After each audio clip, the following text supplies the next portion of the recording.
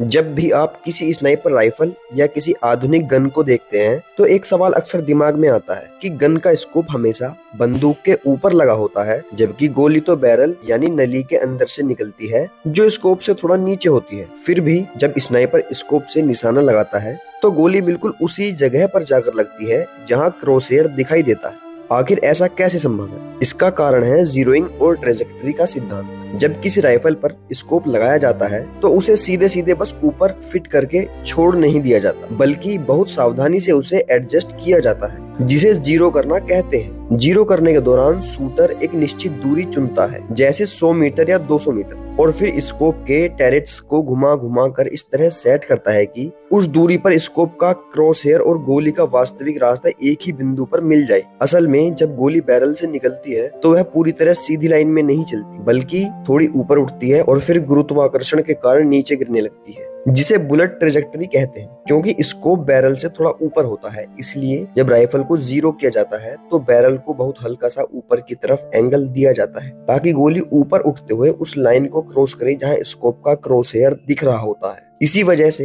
एक तय दूरी पर गोली बिल्कुल वहीं लगती है जहां आप स्कोप में देख रहे होते हैं। दिलचस्प बात यह है कि अगर दूरी बदल जाए, जैसे 100 मीटर से 400 मीटर, तो गोली उस पॉइंट पर नहीं लगेगी, क्योंकि तब तक गुरुत्वाकर्षण का असर बढ़ चुका होगा। इसलिए स्नाइपर स्कोप के टैरेट्स को एडजस्ट करता है या थोड़ा ऊपर निशाना लगाता है, जिसे होल्ड ओवर कहा जाता है। इसी वैज्ञानिक गणना, एडजस्टमेंट और फिजिक्स की वजह से भले ही स्कोप गन के ऊपर लगा हो, फिर भी एक प्रशिक्षित शूटर बेहद सटीक निशाना लगा सकता है और गोली ठीक उसी लक्ष्य पर जाकर लगती है जहां स्कोप का क्रॉसहेयर दिखाई देता है।